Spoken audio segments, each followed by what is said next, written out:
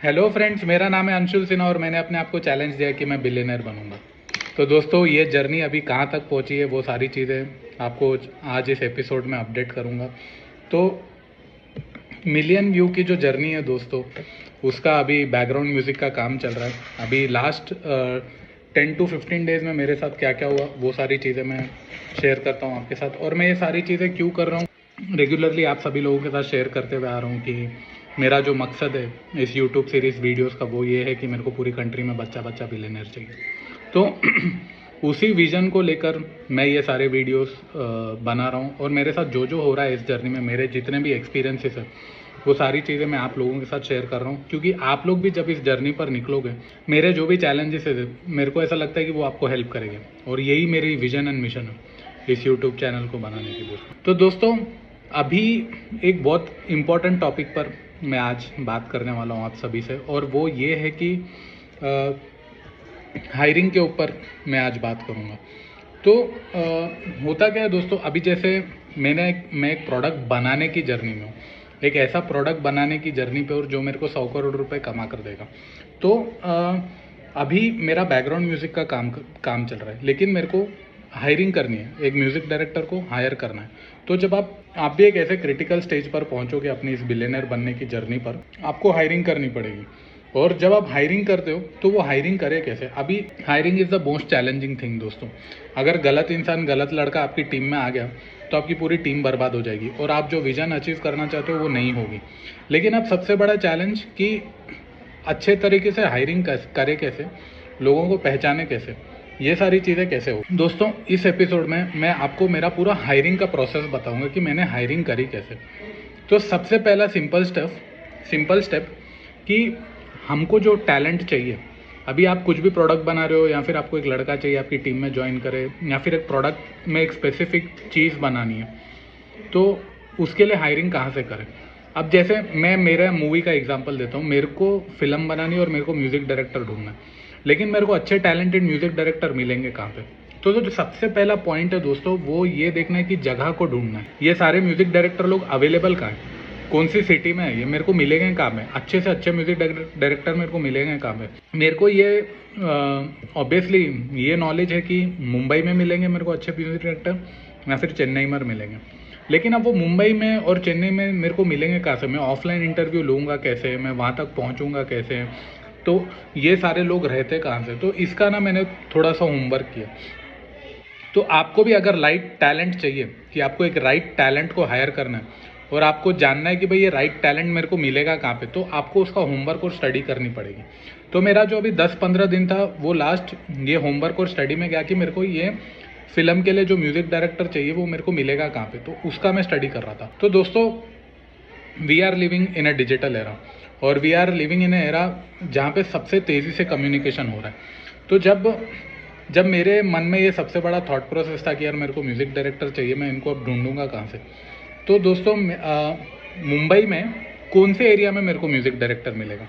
तो दोस्तों, फिर मैंने उसका होमवर्क किया और मेरे को पता चला कि जो मुंबई की हिंदी फिल्म इंडस्ट्री है वो अंधेरी वेस्ट से लेकर चर्चगेट तक विद इन ये 30 किलोमीटर के रेडियस में, और यही 30 किलोमीटर के रेडियस में, और ये सारी चीज़ें आपको गूगल पे ऑनलाइन ईजिली से अवेलेबल पे मिल जाएंगी। और चेन्नई में कुंभाकरम, मैं शब्द नहीं बोल पा रहा हूँ सिटी का, कुमाकरम करके एक सिटी है, वहाँ पे चेन्नई की पूरी तमिल फिल्म इंडस्ट्री है। तो अब इंस्टाग्राम पे जब आप प्रमोशन करते हो, मैं आपको प्रमोशन मेरा बता, तो मैंने क्या किया दोस्तों, मैंने ना इसको इंस्टाग्राम का जो एल्गोरिदम होता है, देखिए ये मेरा इंस्टाग्राम पे प्रोमो मैंने चलाया दोस्तों कि looking for music director and composer, apply now. तो ये मेरा एक मैंने पोस्ट बनाया और इसको मैंने इंस्टाग्राम पे प्रमोशन कर दिया। तो अब जैसे मैं इस पर ये बूस्ट अगेंस्ट पे क्लिक करता हूँ, मैं आपको एक सैम्पल दिखाता हूँ कि इंस्टाग्राम का प्रमोशन वर्क कैसे करता है। अभी यहाँ पे आपने देखा कि इंटरेस्ट का एक ऑप्शन होता है इंस्टाग्राम पे, तो मैंने यहाँ पर इंटरेस्ट ये लिखा कि यार मेरे को जो आर्ट्स एंड म्यूज़िक में है, जिसका इंटरेस्ट म्यूजिकल इंटरेस्ट इंस्ट्रूमेंट्स में है, एंटरटेनमेंट और मीडिया में है, वो सारी चीज़ों को करके ना मैंने अपनी एक टारगेट ऑडियंस बनाई। क्योंकि ये टारगेट ऑडियंस आपको बनाना बहुत ज़रूरी है, क्योंकि आपका जो प्रमोशन ऐड होगा वो पर्टिकुलर लोगों को दिखेगा जो इस फील्ड में है। अगर वो लोग इस फील्ड में नहीं है तो उनको ये एडवर्टाइजमेंट नहीं दिखेगा। तो आपको यहाँ पे एक टारगेट ऑडियंस अपनी बनानी पड़ेगी और टारगेट ऑडियंस बनाकर आपको यहाँ पर अपना इंस्टाग्राम रन करना पड़ेगा। और इसके बाद अब ऑब्वियसली अगर आपको 2-3 दिन चलाना है तो ये ऑप्शन देता है कि कितने दिन आपको चलाना है यहाँ पे अपना ऐड। तो अब मैं इसको बूस्ट पोस्ट करता हूँ और यहाँ पे मेरे को ये जो पेमेंट है वो पेमेंट देना पड़ेगा, पेमेंट का ऑप्शन आएगा। और पेमेंट ऑप्शन आने के बाद मैं यहाँ पे एक और सबसे बड़ा एडवांटेज ये है कि आपको एक सिटी का ऑप्शन भी देता है। देखिए अब मैंने यहाँ पे ये लोकेशन डाली चेन्नई, यहाँ पे लोकेशन सेलेक्ट करी चेन्नई और चेन्नई में वो एरिया सेलेक्ट करा जहाँ पे चेन्नई की तमिल फिल्म इंडस्ट्री। और यहाँ से मैंने 30 किलोमीटर का रेडियस सेलेक्ट किया और एज ग्रुप किया 25 to 65 का एज ग्रुप। तो अब मेरा जो ऐड दिखेगा वो चेन्नई के ये पर्टिकुलर एरिया में मेरा एडवर्टाइजमेंट दिख जाएगा। तो ये सबसे बड़ा एडवांटेज है दोस्तों, इंस्टाग्राम का सबसे बड़ा एडवांटेज ये है। मैंने सेम चीज़ मुंबई में की, मुंबई में भी मैंने क्या किया, मुंबई में भी ऐसे ही करके, मुंबई का मैं भी आपको दिखाता हूँ। तो इससे एडवांटेज क्या होता है दोस्तों कि आपका जो एडवर्टाइजमेंट है ना वो पर्टिकुलर वो उन्हीं लोगों को दिखता है जिनको आप ढूंढ रहे हो या फिर जिनको आपकी ज़रूरत है। अगर आपने रैंडम एडवर्टाइजमेंट चला दिया ना दोस्तों तो आपको समझ में ही नहीं आएगा और ना आपको टैलेंट मिलेगा कि, और आपको पता भी नहीं चलेगा कि मेरे को ढूंढना कहाँ पे है। सो इंस्टाग्राम में ये एक बहुत बड़ा एडवांटेज है दोस्तों, जहाँ पे आप एरिया स्पेसिफिक करके प्रमोशन कर सकते हो। तो जब मैंने मुंबई का अंधेरी एरिया सेलेक्ट किया और चेन्नई का एरिया सेलेक्ट किया तो मेरे को प्रोफाइल्स आना शुरू हो गए। तो जब मैं आपको बताता हूँ दोस्तों, ये मेरे को टोटल 100 प्रोफाइल्स आए हैं दोस्तों, ये पूरे मिला के। अब जो लोग सेलेक्ट नहीं है उनका मैंने रेड किया है और जो सेलेक्ट हुआ उनका ग्रीन हुआ और जो फाइनल राउंड में गए उनका मैंने ब्लू कलर किया। तो अब इसके बाद मैं आपको बोलता हूँ कि जब कोई भी आपको अप्लाई कर रहा है कि भाई मेरे को आपकी पोजीशन के लिए, म्यूज़िक डायरेक्टर की पोजीशन के लिए मेरे को एज अ जॉब या फिर मेरे को ये पोजीशन चाहिए, और जब आप एक एम्प्लॉय को हायर कर रहे हो कि ये पोजीशन सर्टेन पोजीशन के लिए, या फिर एक कंपनी को हायर कर रहे हो या फिर एक वेंडर को हायर कर रहे हो, तो आपको बैकग्राउंड वेरिफिकेशन चेक करना बहुत ज़रूरी है। आप डायरेक्ट उसको मेजर प्रोजेक्ट में नहीं उठाना दोस्तों, वो गलती कभी भी मत करना।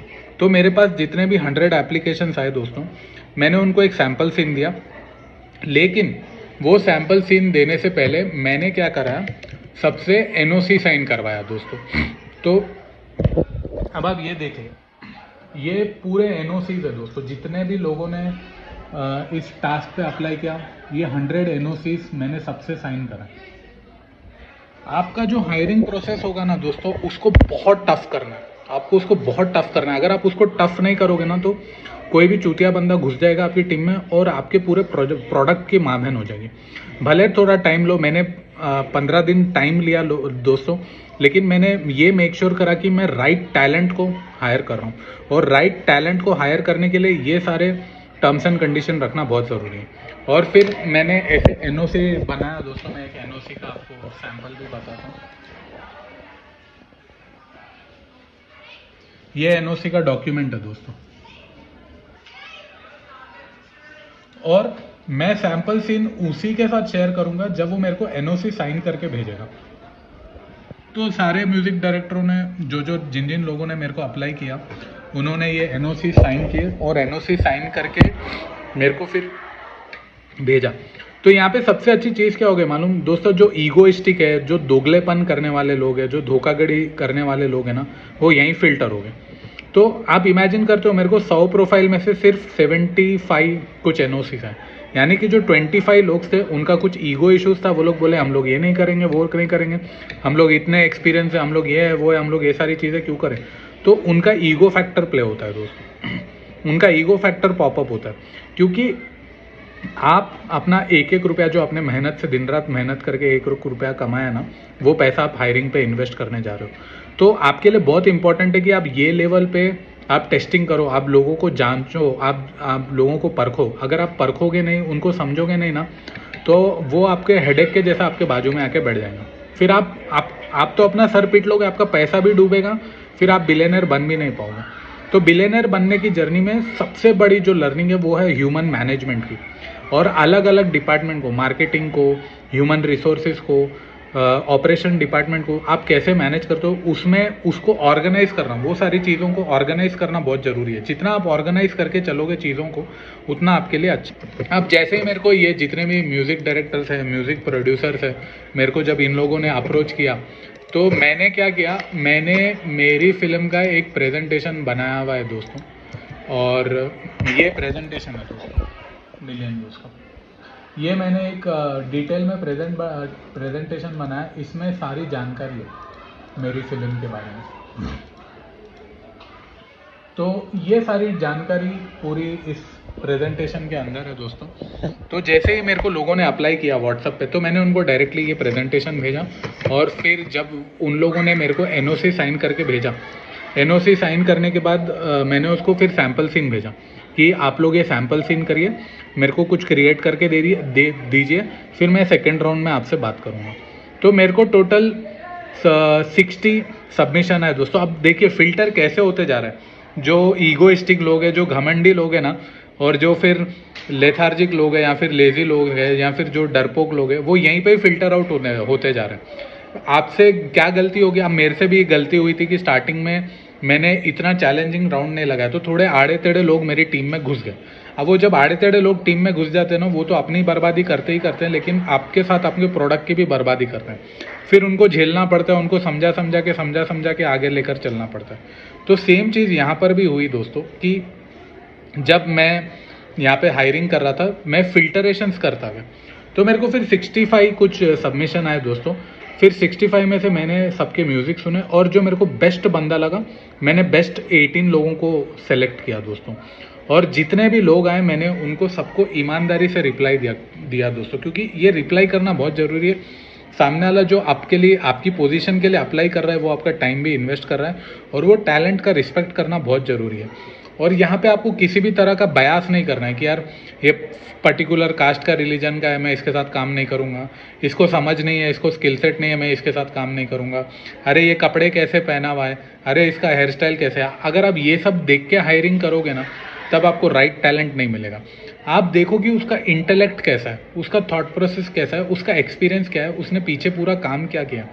ये सारी चीज़ों को देखना समझना बहुत ज़रूरी है। तो फिर जो मेरा फर्स्ट राउंड था, फर्स्ट राउंड में मैंने सबको सैम्पल सीन्स भेजे, और सबको मैंने डेडलाइन दी कि भाई मेरे को ये पर्टिकुलर टाइम तक आप लोग सीन बना के भेज देना। फिर सारे लोगों ने सैम्पल सीन किया, सैम्पल सीन करके फिर मेरे को बनाकर भेजा, और भेजने के बाद फिर मैंने 18 प्रोफाइल को सेलेक्ट किया दोस्तों। और फिर 18 प्रोफाइल को सेलेक्ट करने के बाद मैंने फिर इंस्टाग्राम पे एक अनाउंसमेंट किया कि अब देखिए ये मेरा post, top 18 music director short list, और उन सारे लोगों के नेम अनाउंस करें। किसी ने चेन्नई से अप्लाई किया, किसी ने हैदराबाद से किया, किसी ने मुंबई से किया, किसी ने बेंगलुरु से किया, किसी ने कर्नाटका से किया। तो अलग अलग स्टेट से मैंने क्या करा, टैलेंट को उठाया। एक सबसे बड़ा जो एडवांटेज का पॉइंट है कि we are living in a digital era, fastest communication era में जी रहे हैं दोस्तों। चीज़ें आसानी से हो गई। आपने पीछे लास्ट ईयर के एपिसोड में भी देखा था कि 1000 लोगों ने मेरे को ऑडिशन भेजे थे, सबका जो ऑडिशन हुआ पूरा इंस्टाग्राम से हुआ।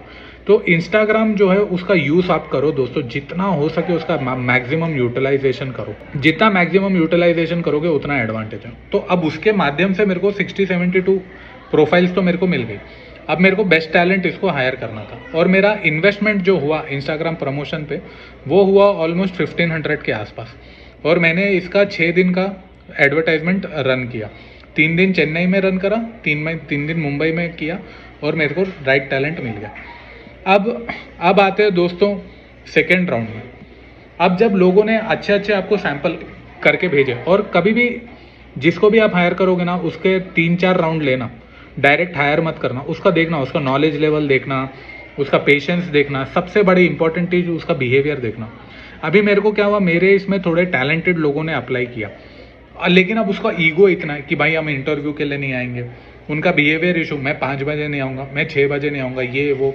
तो अब यहाँ पे क्या होता है मालूम, सबसे बड़ी खुशी की चीज़ आपको तभी पता चल जा रहा है, आपको हायरिंग के टाइम पे पता चल जा रहा है कि भाई ये बंदा ईगोइस्टिक है, ये बंदा घमंडी है, ये बंदे को शॉर्ट टेम्पर है, ये बंदा आपको समझने की कोशिश नहीं कर रहा है, इसका इंटेलेक्चुअल लेवल नहीं है। तो आप ऐसे लोगों को तब का तभी निकाल सकते हो।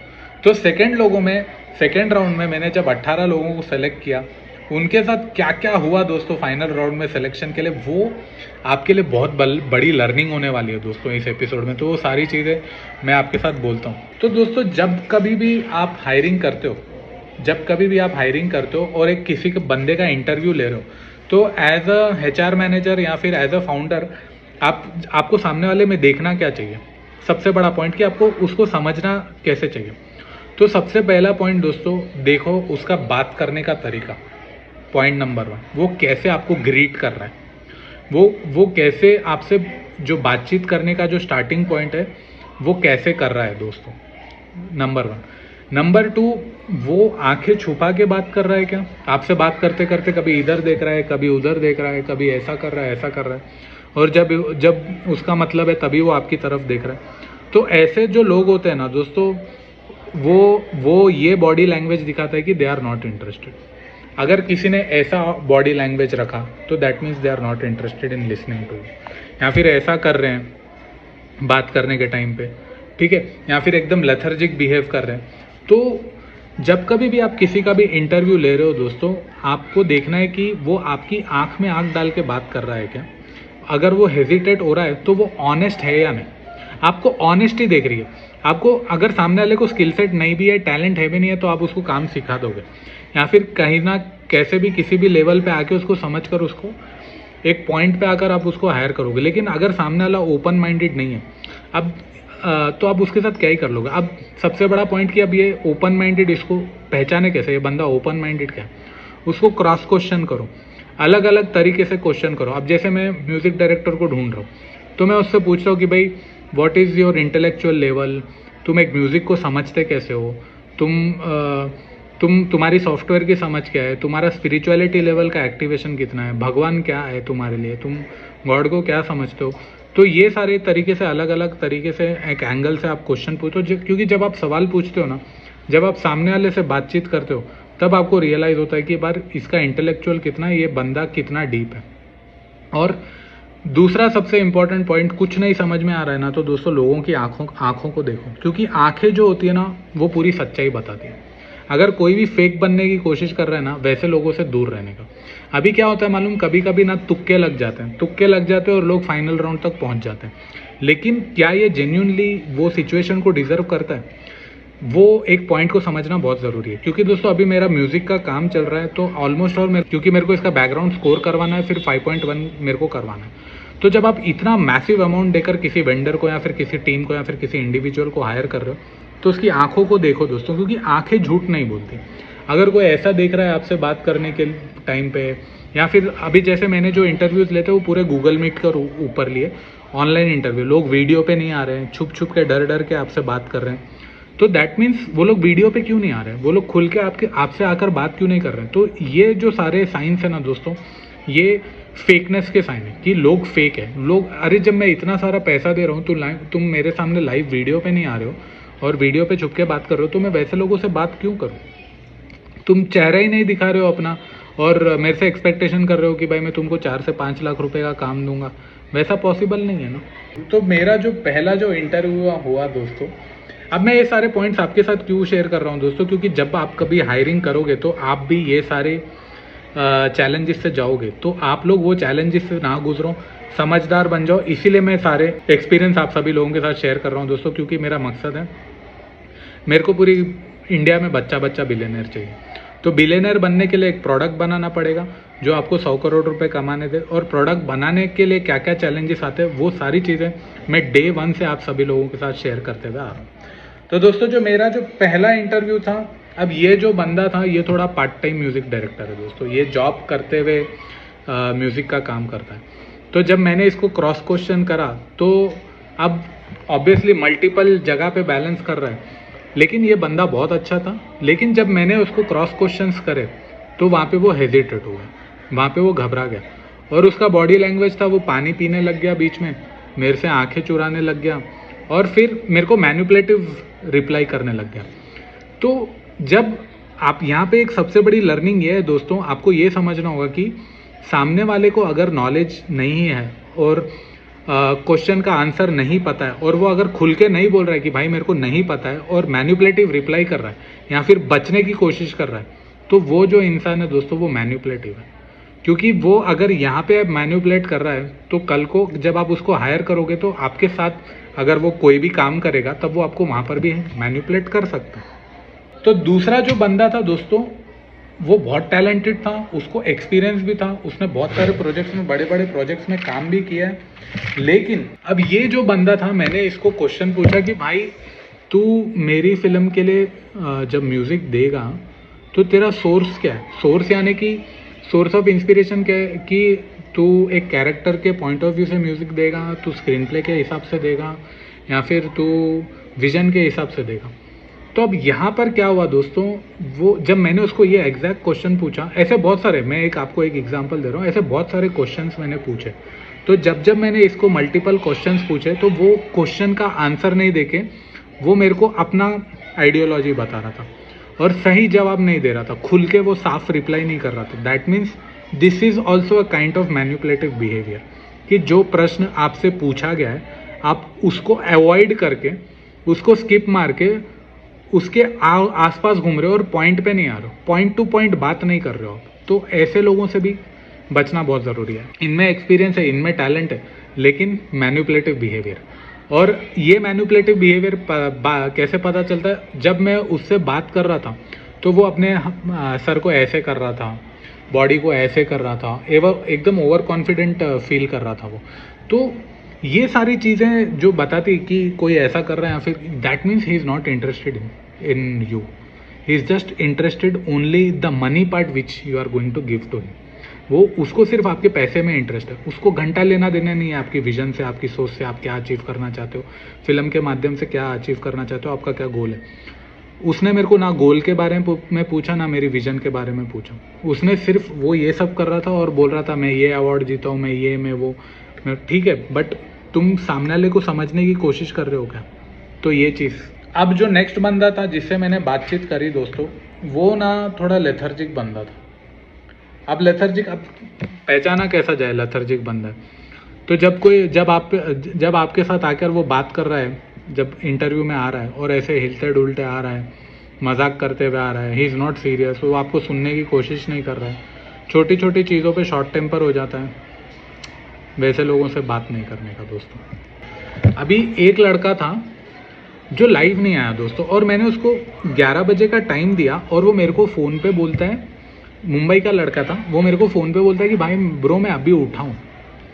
तो जब मैं इतना बड़ा मैं उसको प्रोजेक्ट देने जा रहा हूँ और वो मेरे को फ़ोन पे बोल रहा हूँ मैं अभी उठा हूँ, मेरे को थोड़ा टाइम दो, मैं ज्वाइन करता हूँ, मैं लास्ट नाइट मेरे फ्रेंड के घर पे था।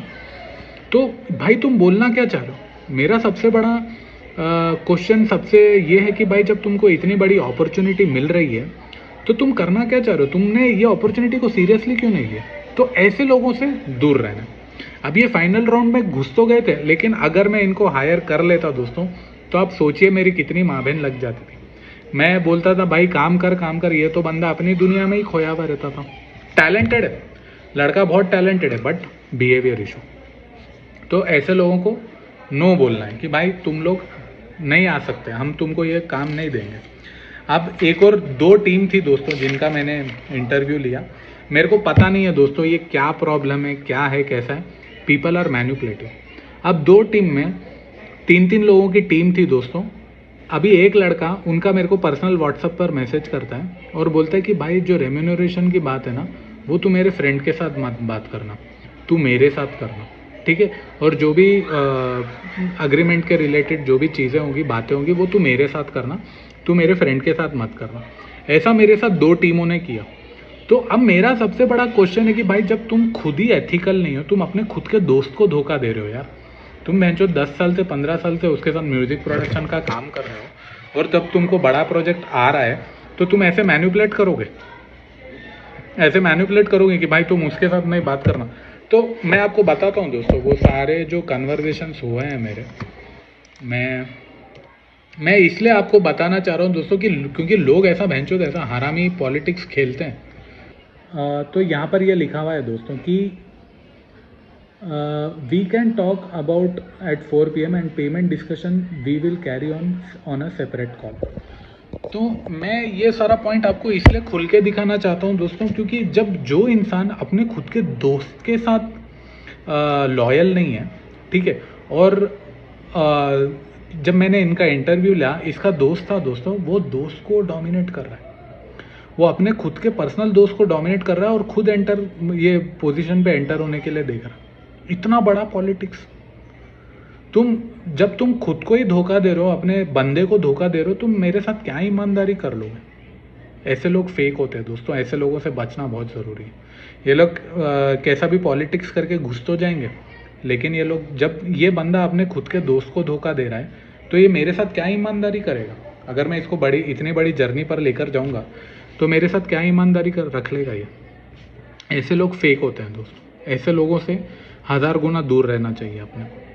तो ऐसा मेरे साथ 2 टीमों के साथ हुआ दोस्तों। तो मैंने क्या करा भाई, तू जब अपनी खुद की टीम के साथ तू अपनी खुद की टीम के साथ तू लॉयल नहीं है, तो तू मेरे साथ क्या लॉयल होगा?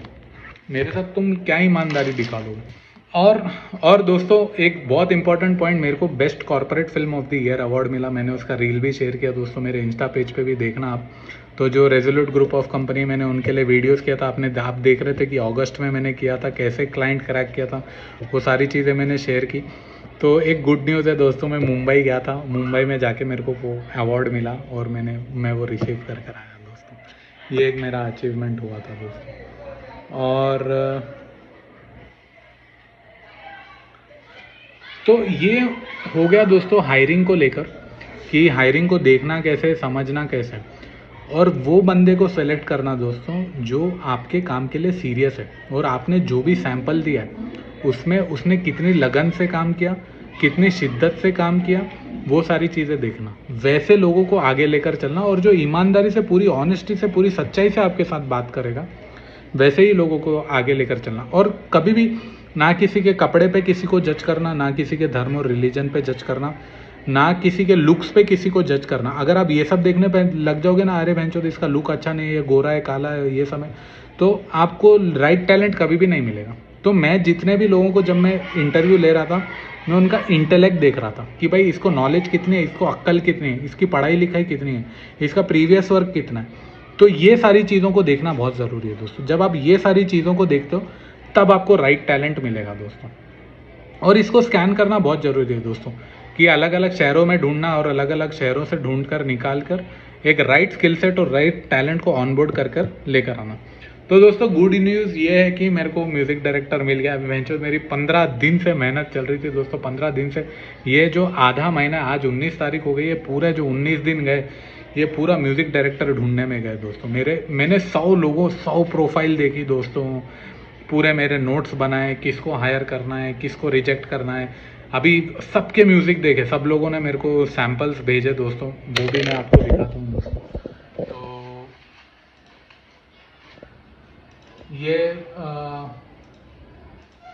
ये पूरे नॉन सेलेक्टेड प्रोफाइल्स है दोस्तों, जिन लोगों ने मेरे को सैम्पल भेजे। और सेलेक्टेड प्रोफाइल में जो सबसे क्लोज है दोस्तों, ये नरेंद्र करके लड़का है। तो उसका मैं आपको थोड़ा सैंपल सीन एक दिखाता हूँ, जो म्यूज़िक उसने बनाई है।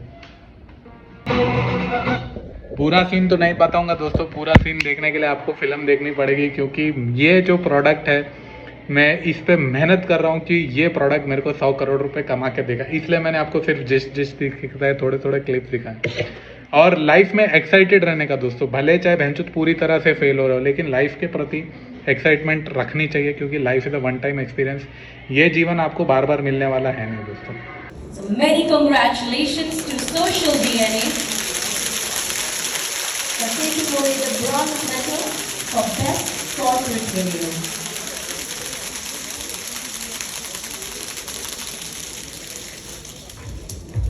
Many congratulations. Now let's welcome our silver winner under the category. The silver winner is Rexel India for their entry Rexel India Journey by Evolution Code Digital and Interactive Consultancy.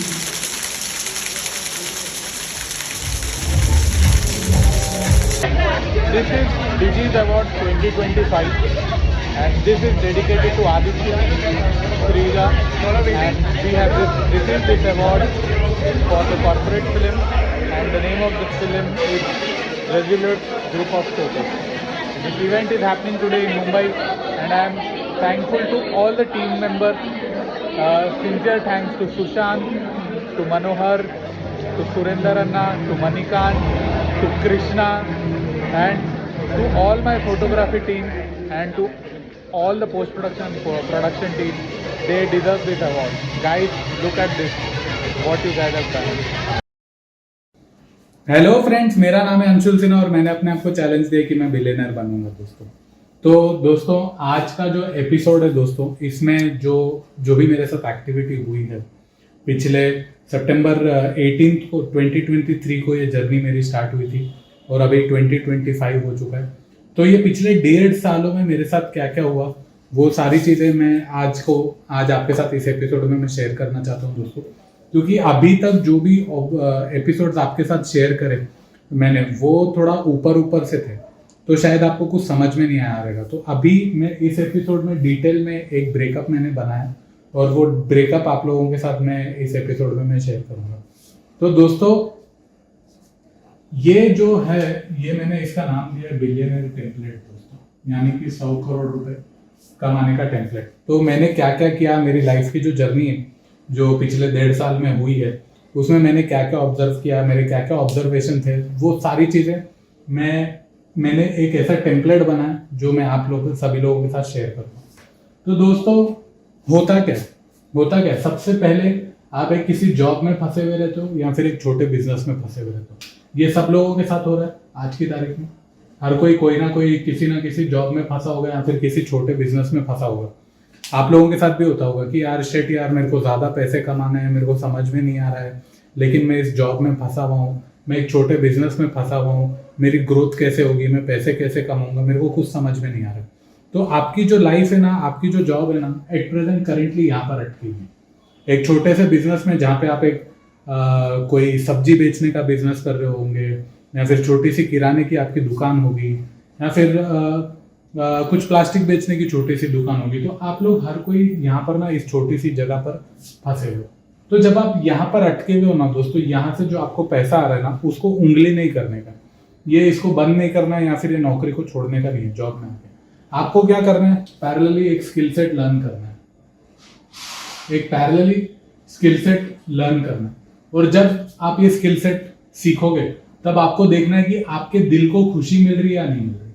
Happiness is very important दोस्तों, क्योंकि आप लोग ये सारी चीजें इसलिए कर रहे हो क्योंकि आप लोग इस भसड़ से निकलना चाहते हो। अगर जो काम आप कर रहे हो उसमें आपके दिल को खुशी नहीं मिलेगी और आप लोग वो काम करोगे तो फिर आपको मजा नहीं आएगा। फिर तो वही कर लो ना जो जॉब या फिर छोटा बिजनेस कर रहे हो, पैसे ही नॉर्मल बेसिक लाइफ जीनी है, तो ये सब करने की जरूरत क्या है, यहीं पर अटके रहो। लेकिन अगर इसके यहाँ से बाहर निकलना है तो आपको एक ऐसा स्किल सेट सीखना पड़ेगा जहाँ पे जो काम करने में आपके दिल को खुशी मिलती है। अब जैसे मैं एक जॉब में अटका हुआ था, मैं एक छोटे बिजनेस में अटका हुआ था, मैंने क्या किया, मैंने अपने स्किल सेट को पॉलिश किया। आप लोग डे 1 से इस जर्नी को देख रहे हो, मैंने बुक्स पढ़ी, मैंने स्टडी करी, मैंने क्लाइंट प्रोजेक्ट्स किए, छोटे छोटे क्लाइंट प्रोजेक्ट्स किए, जहाँ पर मैंने मेरे स्किल सेट को सीखा, स्किल सेट को पॉलिश किया। तो वहाँ पे अपना स्किल सेट सीखो और तब तक सीखते रहो जब तक आपको ऐसा नहीं लगता कि यार मैं अभी स्किल सेट में परफेक्ट नहीं हुआ हूँ। और जब तक मैं अपने स्किल सेट में परफेक्ट नहीं होऊंगा, तब तक मैं वो छोटा बिजनेस या फिर जॉब छोड़ने की पोजीशन में नहीं हूँ। तब तक वहीं पर अटक कर काम करते रहो। और जैसे ही आपने स्किल सेट सीख लिया और आपको पता चला कि यार मैं ये काम सीख चुका हूँ, अब मेरे को ये काम आ गया, तो इसको क्या करो, यहाँ पे ये जो नौकरी है आपकी, जो लोग नौकरी में, वो नौकरी छोड़ दो, डेयरिंग दिखाओ दोस्तों। डेयरिंग दिखाना बहुत जरूरी है। मैंने यही करा कि मैं आउटपुट मीडिया स्टार्ट करने से पहले मैं एक जॉब करता था, लेकिन वहाँ पे डर लगता था कि यार मैं खुद का स्टार्टअप कैसे खड़ा कर पाऊंगा। तो आपको यहाँ पर डेयरिंग दिखानी पड़ेगी दोस्तों। तो मैंने वो डेयरिंग दिखाई और ये स्किल सेट सीख के फिर मैंने नौकरी छोड़ दी। नौकरी छोड़ने के बाद क्या करना है, आपको अपना स्किल सेट बिल्ड करना है दोस्तों। और सबसे इंपॉर्टेंट पॉइंट जो आपको यह ध्यान देना है कि जो आपने स्किल सेट सीखा है उसका सोर्स देखो, क्या वो जेन्युइनली दिल से आया है क्या, या फिर आप किसी से इन्फ्लुएंस हो। अभी आप लोग देखोगे कि यार आपके दोस्त के पास एक सर्टन स्किल सेट है और वो स्किल सेट की वजह से पैसा कमा रहा है और तेजी से लाइफ में आगे बढ़ रहा है।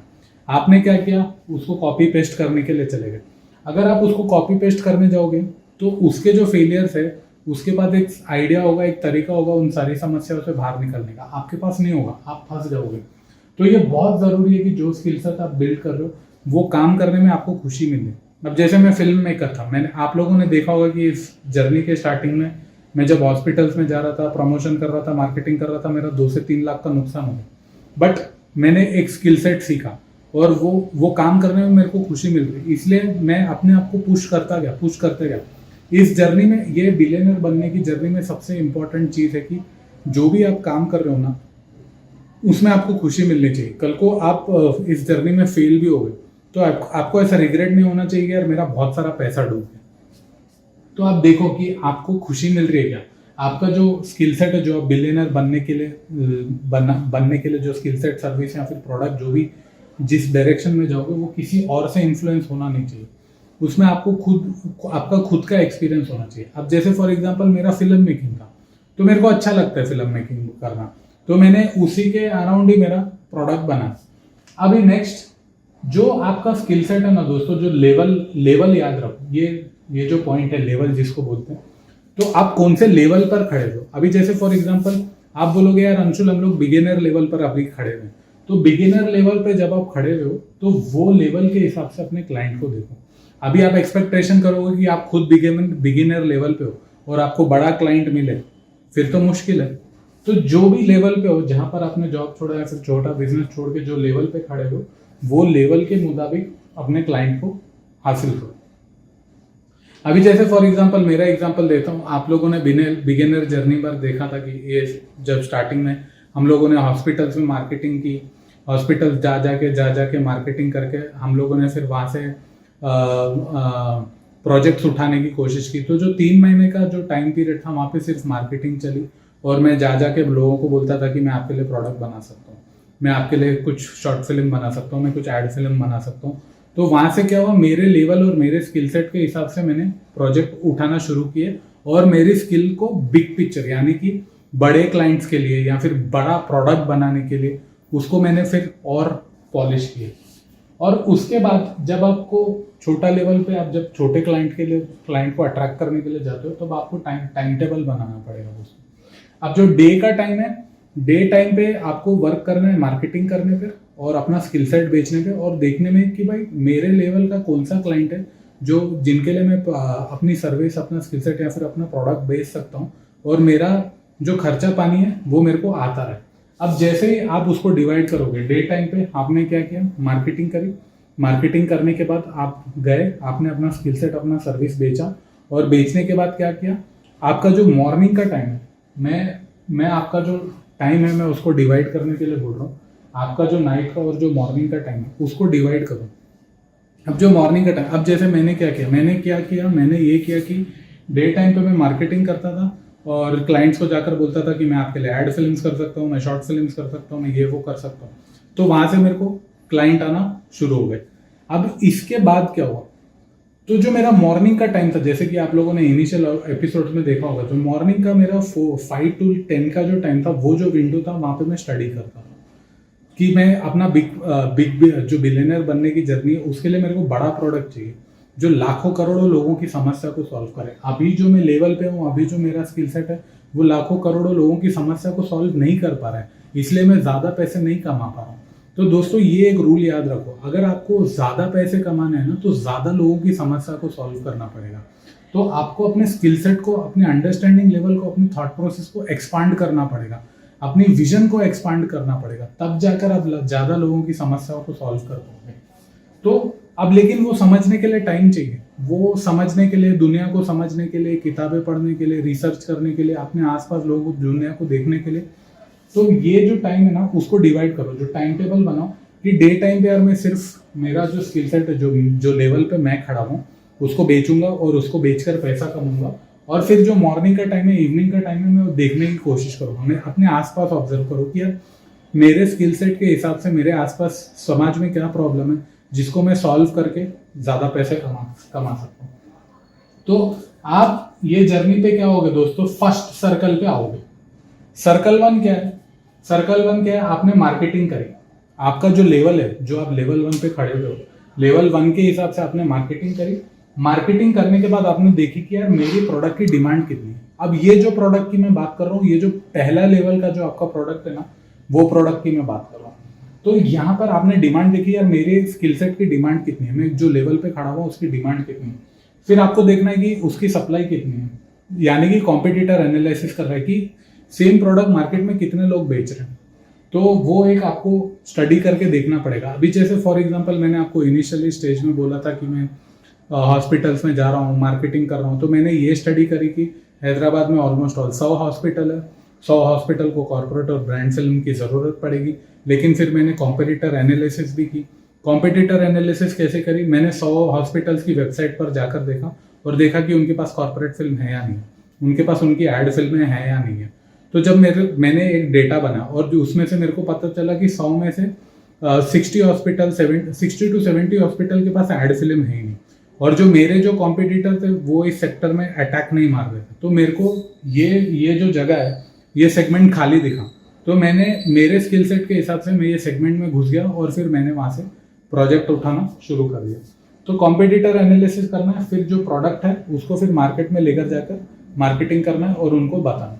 तो ये चीज़ करना बहुत ज़रूरी है दोस्तों, डिमांड और सप्लाई की जो स्टडी होती है। क्योंकि अगर जहाँ पे आपकी प्रोडक्ट की डिमांड ही नहीं है तो आप बेच के क्या कर लोगे, सर पीटते बैठोगे और बोलोगे भैंचोद अंशुल ने चूतिया बनाया, अंशुल ये वीडियो सीरीज बना के चूतिया बना रहा है लोगों को। तो चूतिया बनने की ज़रूरत नहीं है दोस्तों। आपका जो भी लेवल है उसके हिसाब से मार्केट में जाकर देखो कि आपके प्रोडक्ट की डिमांड कितनी है और कितने लोग सप्लाई कर रहे हैं। और कॉस्ट एनालिसिस भी बोलते हैं, कॉस्ट एनालिसिस भी करो कि यार कितने प्राइस पे बेच रहे हैं।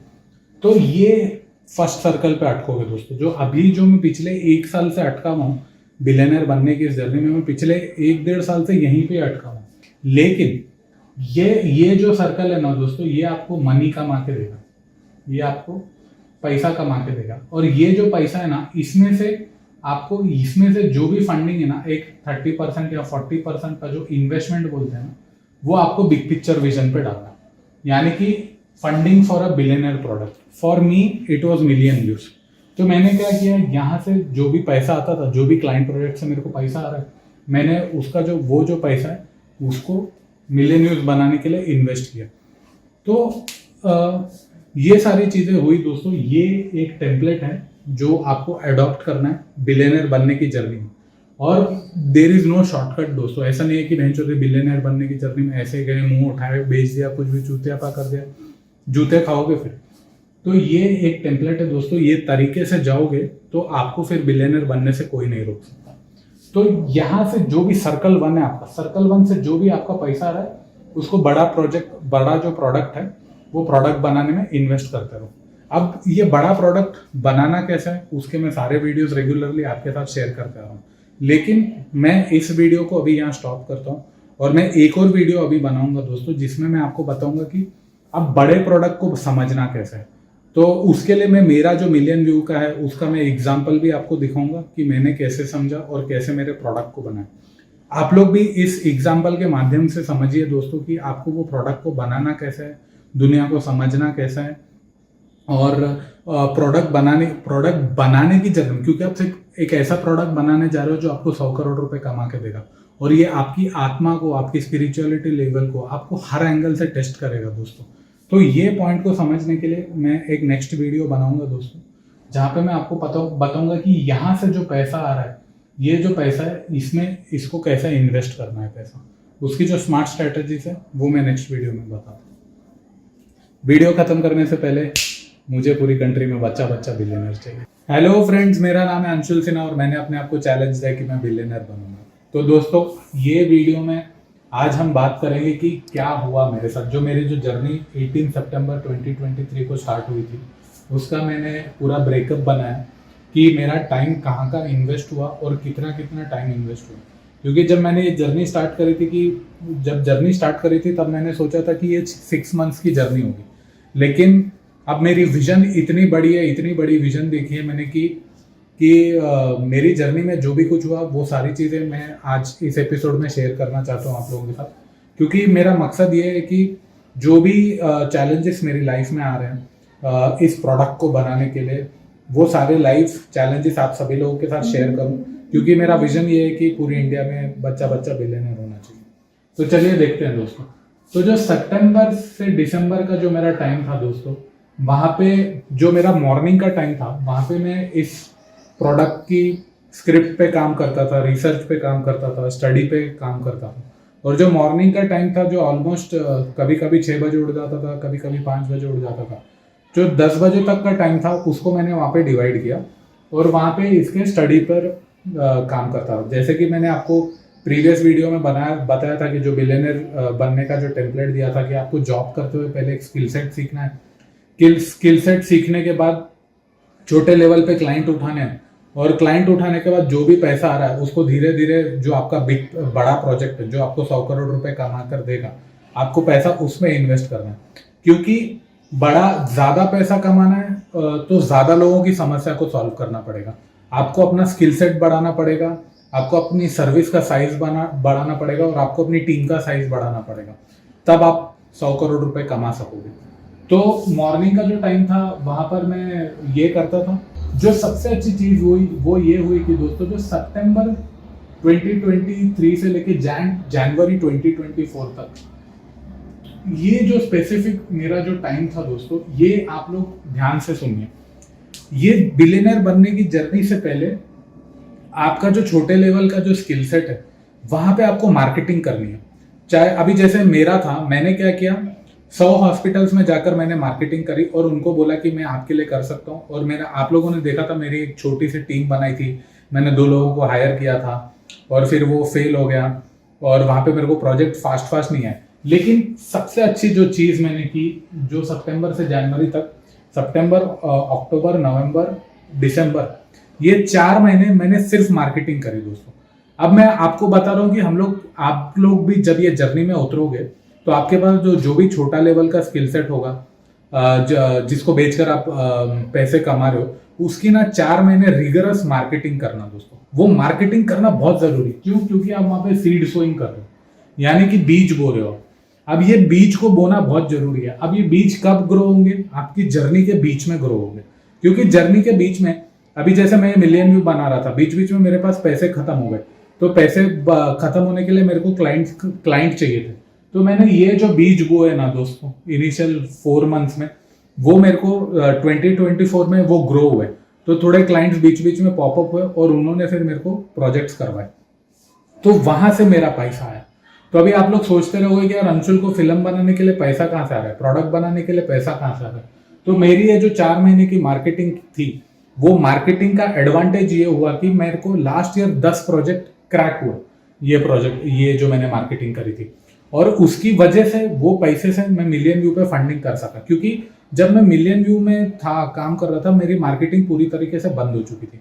मेरी लास्ट ईयर पूरी मार्केटिंग बंद हुई और मेरा जो पूरा जो टाइम था वो मिलियन व्यू बिलियनर बनने का जो प्रोडक्ट है उसको बनाने में गया। अब जब मेरा टाइम वहां पर इन्वेस्ट होएगा, तो मैं तो अब सोलो एंटरप्रेन्योर हूँ, अकेले काम कर रहा हूँ, तो मेरे लिए मार्केटिंग कौन करेगा? तो ये जो 4 महीने था वो मार्केटिंग की, और इसके जो बीज हुए वो बीज ग्रो हुए और फिर मेरे को जर्नी के बीच में प्रोजेक्ट आया दोस्तों। तो लेकिन ये बहुत अच्छी चीज हुई। अगर मैं ये नहीं करता और डायरेक्ट 100 करोड़ का प्रोजेक्ट बनाने में उतर जाता या फिर प्रोडक्ट बनाने में जंप कर जाता, तो मेरे को पैसा कहाँ से आता था? फिर तो मेरा काम ही रुक जाता था, काम बंद हो जाता था। सबसे अच्छी चीज जो हुई है इस जर्नी में कि मेरा प्रोजेक्ट कहीं भी रुका भी नहीं, वो फ्री फ्लो स्मूथ में गया है दोस्तों।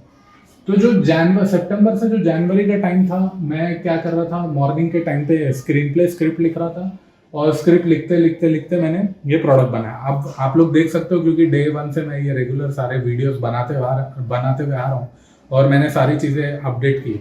तो ये बहुत इंपॉर्टेंट पॉइंट मेरे को आप लोगों के साथ शेयर करना था दोस्तों, क्योंकि इस जर्नी पे उतरने से पहले आपको बीज बोने पड़ेंगे, और आप अगर बीज बोओगे नहीं ना, तो फिर जर्नी के बीच में आपको पैसे कहाँ से आएंगे। तो ये 4 महीने की जो मार्केटिंग है, वो मार्केटिंग करना बहुत ही ज्यादा जरूरी है।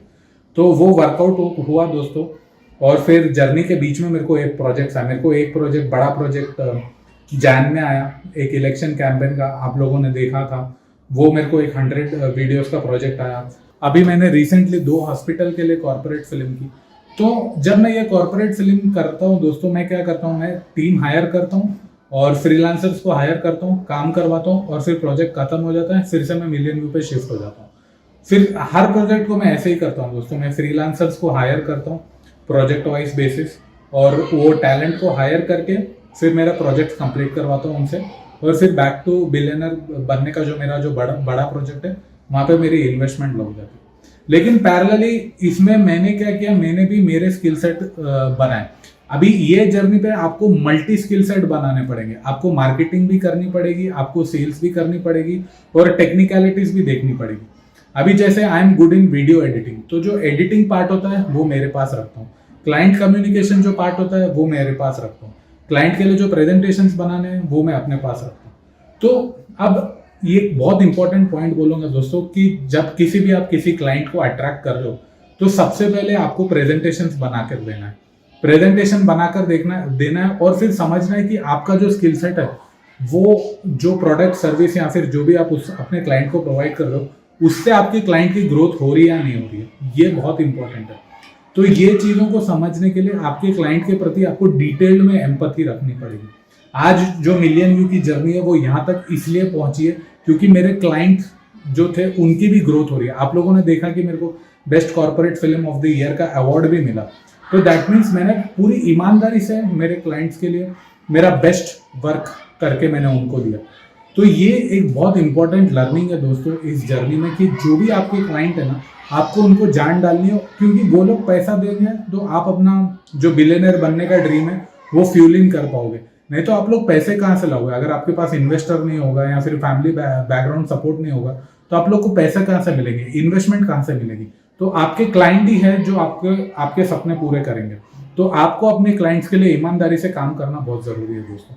तो मैं क्लाइंट्स को कैसे अट्रैक्ट करता हूँ, मैं क्लाइंट प्रोजेक्ट्स कैसे करता हूँ, उसका मैं एक डिटेल में प्रेजेंटेशन वीडियो बनाऊंगा दोस्तों, जहाँ पे मैं आपको पूरा एक ब्लूप्रिंट दूंगा कि नए क्लाइंट्स के पास अप्रोच कैसे करना है, काम को कंप्लीट कैसे करना है, स्मूथ वर्कफ्लो जो होता है वो वर्कफ्लो स्मूथ कैसे लेकर जाना है। उसके बाद फिर जनवरी 2024 टू मार्च 2024 यहाँ पर मिलियन व्यू की प्रीव्यूज का काम हुआ, स्टोरी बोर्ड्स बने, और फिर कास्टिंग हुई, और फिर जो क्रू हायरिंग है वो किया मैंने।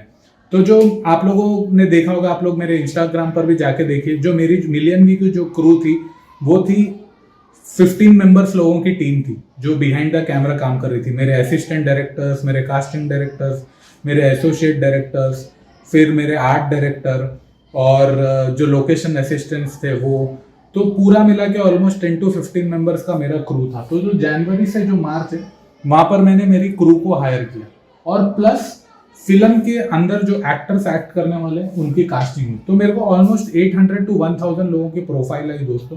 तो मेरा जो 3 महीना था, जनवरी, फरवरी और मार्च, यहाँ पर मैंने सिर्फ सिलेक्शन किया दोस्तों, और मैंने ऑब्जर्व किया कि जो भी आड़े तेड़े लोग हैं उनको बाहर करना है। और क्रू के लिए मैंने क्या किया दोस्तों, उनके लिए हायरिंग मैंने टफ की। पहले मैंने क्या किया, उनके साथ मिलकर छोटे छोटे 2-3 प्रोजेक्ट करे, क्योंकि आपके साथ जो भी टीममेट आ रहा है और आप उसको बड़े प्रोजेक्ट में लेकर जा रहे हो, तो आपको उसको छोटे प्रोजेक्ट्स में टेस्ट करना बहुत जरूरी है। अगर वो छोटे प्रोजेक्ट्स में आपके साथ स्ट्रांग खड़ा नहीं हो पा रहा है या फिर उसका कुछ बिहेवियर इशू आ रहा है, तो उसको वहीं पर निकाल देना। क्योंकि आप अगर उसको बड़े प्रोजेक्ट्स में लेकर चले जाओगे अपने साथ, और फिर उसमें कुछ बिहेवियर इशू आ गया वहां पे, या फिर उसका कुछ प्रॉब्लम हो गया, तो फिर आपका प्रोजेक्ट स्टेक पर आ जाएगा दोस्तों, आपके प्रोजेक्ट दाव पे लग जाएगा। तो मैंने क्या किया, जो भी मेरे क्रू मेंबर थे, जो भी कास्टिंग थे, कास्टिंग वालों को भी आप लोगों ने डिटेल में वीडियो देखा कि मैंने उनको सीन्स भेजे, कास्टिंग भी एकदम टफ रखी, उसमें 2-3 राउंड थे, इंटरव्यू भी थे, ऑडिशंस भी दिए। तो सारी चीज़ें कंप्लीट करके मैंने ये 3 महीने में मेरी कास्टिंग और जो मेरी टीम हायरिंग है वो की। अब अप्रैल का जो महीना था, अप्रैल का पूरा महीना गया मेरा आर्ट डायरेक्शन में। मेरे को लोकेशंस ढूंढनी थी, मैंने पूरी लोकेशंस ढूंढी, हैदराबाद का पूरा एरिया खोद दिया मैंने, फिर लोकेशन ढूंढी। लोकेशन ढूंढने के बाद आर्ट डायरेक्शन, आप लोगों ने देखा है कि मैंने 22 सेट्स बनाए दोस्तों। इस फिल्म को बनाने के लिए 22 सेट बनाए हैं मैंने, और आर्ट डायरेक्टर्स को हायर करके जो लोकेशन जो मेरी IIIT में जहाँ मेरा ऑफिस है वहां पर मैंने इसके 22 सेट कंस्ट्रक्शन करे, और फिर 22 सेट बना के वहां की उसकी प्रॉपर प्लानिंग की। फिर जो एक्टर्स सेलेक्ट हुए उनका फिर ट्रांसपोर्टेशन देखना, उनका मैनेजमेंट देखना, वो लोग कहाँ रहने वाले हैं, कहाँ खाने वाले हैं। तो जो अप्रैल का जो महीना था वहाँ पे पूरा मैनेजमेंट का काम हुआ, और शूट शेड्यूल प्लान कैसे करना है, कौन कहाँ पे रहने वाला है, कौन कहाँ सोने वाला है, कौन कहाँ खाने वाला है। तो वो पूरा जो शूट प्लानिंग है, आर्ट डायरेक्शन है, लोकेशन मैनेजमेंट है, वो पूरा हुआ अप्रैल के महीने में। और मई को दोस्तों हमारी शूटिंग स्टार्ट हो चुकी थी। मई का जो फर्स्ट वीक है दोस्तों, वहां पे मैंने क्या किया, टेस्ट शूट की। मैं खुद एक्टिंग करा, और मेरे जो भी टीम मेंबर्स है, क्रू मेंबर्स है, वो लोग खुद एक्टिंग करे, और पूरे फिल्म का हमने टेस्ट शूट किया। अब टेस्ट शूट करना बहुत जरूरी है दोस्तों। मैं एक काम करूंगा, टेस्ट शूट का पूरा वीडियो बना के इस यूट्यूब चैनल पे डालता हूँ। अब टेस्ट शूट क्यों करना है दोस्तों, क्योंकि प्रोडक्ट हमारा बन के निकल कैसे आ रहा है, वो दिख रहा कैसे है अपना, तो उसका टेस्ट मार्केटिंग बोलते हैं उसको। अब हमारा फिल्म मेकिंग में उसको टेस्ट शूट बोलते हैं। लेकिन आप भी जो भी प्रोडक्ट बना रहे हो, या फिर जो भी सर्विस, जो भी फिल्म सेट बना रहे हो ना, आपको उसको टेस्ट शूट करना बहुत जरूरी है। टेस्टिंग में क्या होता है ना, आपको एक पता चलता है कि यार मेरा प्रोडक्ट बनने के बाद, निकलने के बाद फील कैसे देगा। तो यहाँ पे ज्यादा पैसा इन्वेस्ट करने से पहले आपको क्या करना है, पूरा टेस्ट करके देखना है। अभी हम लोग के इसमें टेस्ट शूट है, लेकिन आपको अपने प्रोडक्ट का टेस्टिंग करना है, एक सैंपल निकालना है। जो भी आप एक बड़ा जो प्रोडक्ट बनाने वाले हो, उसका एक छोटा सा सैंपल निकालो और देखो कि इसका लुक एंड फील कैसा है, ऑडियंस कैसे फील कर रही है। क्योंकि कभी कभी क्या होता है ना, चीजें पेपर पे बहुत अच्छी लगती है, लेकिन जब वो उसको एग्जीक्यूट करने जाते हैं, जब वो एक्चुअल में बाहर निकल के आती है ना, तो वो वैसे निकल के नहीं आते जैसा हम लोगों ने सोचा था। तो वो चीजों को अवॉइड करने के लिए हम लोग टेस्ट शूट करते हैं। और आप लोगों ने देखा था कि जनवरी में मैंने इसका पूरा स्टोरी बोर्ड किया था, तो इसके कुछ 400 to 500 स्केचेस थे, वो जो 3D एनिमेशन फॉर्मेट में हम लोगों ने बनाए। तो एक एक फ्रेम का हमने फिर डिस्क्रिप्शन लिखा कि ये विजुअल देखने पर ऑडियंस को कैसा फील होगा, क्या होगा। तो वो सारी चीजों की डिटेल हम लोगों ने प्रीवियस में की, और मई के फर्स्ट वीक में हम लोगों ने टेस्ट शूट किया। ताकि हम लोगों को ये जानना और समझना बहुत जरूरी था कि हम लोग का प्रोडक्ट दिखेगा कैसे, जब और महसूस फीलिंग क्या होगी। क्योंकि क्या होता है ना दोस्तों, जब आपका कंज्यूमर प्रोडक्ट खरीदता है ना, वो उसको कुछ फील होता है, और वो फीलिंग को लेकर प्रोडक्ट खरीदता है। तो ये पर्टिकुलर पॉइंट पे भी मैं एक वीडियो बनाना चाहता हूँ दोस्तों। वो मैं सारी चीजें आप लोगों के साथ शेयर करूंगा। क्योंकि आप यूजुअली कुछ भी देख लो, जब आप ये प्रोडक्ट खरीदने जा रहे हो, ये मार्कर खरीदने जा रहे हो, तो आपको एक फील आती है। जब आप इसको देखते हो, फील आती है, और फील क्या करती है, आपको प्रोडक्ट खरीदने के लिए ट्रिगर देती है। तो वो फिजिक्स कैसे अप्लाई होता है, केमिस्ट्री कैसे अप्लाई होता है एक प्रोडक्ट को खरीदने के लिए, उसका भी मैं एक स्पेशल वीडियो बना के डालूंगा, ताकि आप लोगों को ये जो मेरी पूरी जर्नी है ये बहुत हेल्पफुल है। उसके बाद मई में मेरी फिल्म की शूटिंग स्टार्ट हो गई दोस्तों, और जून 24 तक मेरा नॉन स्टॉप शूटिंग चला दोस्तों। ऑलमोस्ट 1 मंथ मेरा पूरा प्रोडक्शन था, और भर के मेहनत करी। और दोस्तों प्रोडक्शन के टाइम पे जो मेरा एक्सपीरियंस था वो ये था कि आप जिन लोगों के साथ काम कर रहे हो, क्योंकि यहाँ पे दोस्तों मैंने 150 लोगों का मैनेजमेंट था दोस्तों, 150 लोगों का मैनेजमेंट। और यहाँ तक जो भी मेरा मैनेजमेंट था वो ऑलमोस्ट 200 से 300 लोगों का मैनेजमेंट था मेरा दोस्तों। तो यहाँ पे मेरा 150 का मैनेजमेंट हुआ। तो मेरी जो सबसे बड़ी लर्निंग है दोस्तों, जब आप एक लीडर हो या फिर एक ऑर्गेनाइजेशन को चला रहे हो, तो जो भी समस्या आपके पास आ रही है उसको नॉन जजमेंटल भाव से देखो। अभी लोग क्या करेंगे मालूम, लोग आपके साथ इंटरनल पॉलिटिक्स खेलेंगे, लोग एक्सटर्नल पॉलिटिक्स खेलेंगे, कोई आपका काम आकर रोक देगा। तो ये बहुत सारे पॉलिटिक्स आपके आसपास चलेंगे, कोई मैनिपुलेशन करेगा। तो यहाँ पर आपको क्या देखना है मालूम, अगर आप गुस्से में आ गए या फिर उदास हो गए, तो आपका ही खराबा, आपका ही नुकसान। तो ये जो 1 महीना था, यहाँ पे मैं पूरा नॉन जजमेंटल मोड पे था दोस्तों। और जो भी समस्या, जो भी प्रॉब्लम, बहुत फास्ट आएगी दोस्तों आपके पास। जो भी प्रॉब्लम्स होगी वो बहुत सारी चीजें एकदम फास्ट आएगी। और आपको क्या करना है कि आपको देखना है कि प्रॉब्लम इवॉल्व कहाँ से हो रही है, प्रॉब्लम पैदा। अगर आप जज करने लग गए कि भाई वो गुस्से में बात कर रहा है, वो मैनिपुलेट कर रहा है, वो मेरे को घुमा रहा है, और उससे डिस्कशन करने बैठ गए ना, तो आपका टाइम वेस्ट। और टाइम अगर वेस्ट हो गया तो आपके हाथ से टाइम निकल जाएगा दोस्तों। तो ये मेरी बहुत बड़ी लर्निंग थी दोस्तों। और हाँ, आपको बहुत झटके लगेंगे, इतने झटके लगेंगे, क्योंकि इतना सारा पैसा दाव पे लगा हुआ है, और इतने सारे मैनिपुलेशन हो रहे हैं, इतने सारे पॉलिटिक्स हो रहे हैं। बहुत सारे लोग मतलब के लिए आए हैं, बहुत सारे लोग पैसे के लिए आए हैं, बहुत सारे लोग नेम और फेम के लिए आए हैं। अलग अलग लोगों का अलग अलग मेंटालिटी होता है दोस्तों। तो ये सारे लोगों को साथ में लेकर चलना और विजन पे कनेक्ट करना, वो एज ए लीडर आपके लिए सबसे बड़ा चैलेंज होता है। क्योंकि एज अ लीडर आपकी रिस्पॉन्सिबिलिटी होती है कि मैं इतने सारे लोगों को अपनी विजन पे कैसे कनेक्ट करूं, और मेरी विजन जो है वो है कि नेचुरली एक प्रोडक्ट बनाना जो प्रोडक्ट लाखों करोड़ों लोगों की प्रॉब्लम को सॉल्व करे। तो ये जो पूरी जर्नी होगी दोस्तों, जब आप 100-150 लोगों को मैनेज कर रहे हो, आपको ये देखना है कि लोग आपकी विजन को अचीव करने के लिए काम करें, ना कि वो आपके लिए काम करें, और ना ही वो अपने लिए काम करें, ना ही वो पैसे के लिए काम करें। क्योंकि विजन अचीव होगी तो पैसा ऑटोमेटिक हो आएगा दोस्तों। और जो लोग विजन के लिए काम नहीं कर रहे हैं, सेल्फिश होके लिए काम कर रहे हैं, आप देखो उनको ऑब्जर्व करो। अगर टैलेंट है तो वैसे लोगों को यूज एंड थ्रो करने का, अगर टैलेंट नहीं है तो उनको छोड़ देने का, उनको टीम में मत रखो, उनको इमीडिएटली निकाल दो दोस्तों। क्योंकि वो लोग आपका पूरा पैसा डुबाएंगे और खुद के लिए भी कुछ नहीं करेंगे और अपने आप को भी ग्रो होने नहीं देंगे। तो ये मेरे पूरे ऑब्जर्वेशन थे दोस्तों, और ये चीजों को मैनेज करते करते सक्सेसफुली मैंने पूरा प्रोडक्शन कंप्लीट किया दोस्तों। आज जो मेरे आप ये चेहरे पे स्माइल देख रहे हो दोस्तों, यहाँ पे 150 लोगों का मैनेजमेंट हुआ दोस्तों। तो ये एक बहुत अच्छी चीज हुई मेरे साथ। उसके बाद जून और जुलाई मैंने यहाँ पर क्या किया, मेरे से एक गलती हो गई कि मैं मार्केटिंग में उतर गया। आप लोगों ने देखा था कि मेरा एक जो महीना था वहां पे वो मार्केटिंग का प्लान मैंने बनाया। तो मेरे को ऐसा लगा कि मार्केटिंग का प्लान बना के पोस्ट प्रोडक्शन पे उतरते हैं ताकि पैरेलली मार्केटिंग चलती रहेगी। लेकिन वहां पे ये मेरा बिग पिक्चर प्लान था कि मैं मार्केटिंग प्रमोशन भी चलाते रहूंगा और मेरा पोस्ट प्रोडक्शन भी पैरेलली चलाते रहूंगा। लेकिन वो 1 मंथ इन्वेस्ट होने से क्या हुआ, मेरे को लगा कि मैं 2-3 लोगों को हायर करूंगा, लेकिन हायरिंग के बाद क्या हुआ, आफ्टर 2 मंथ्स मैं फेल हो गया। मैंने एक बंदे पे इन्वेस्ट किया और उसको बोला कि भाई तू मार्केटिंग कर, लेकिन वो वहां से प्रोजेक्ट्स नहीं ला सका। तो वो जो मेरा पैसा था, जो मैंने मार्केटिंग के जो बंदे को हायरिंग पर किया था, वो पूरा पैसा डूब गया। वहां पर मेरे को 1 लाख का 1 से 1.5 लाख का नुकसान हुआ दोस्तों मेरे को वहां पे।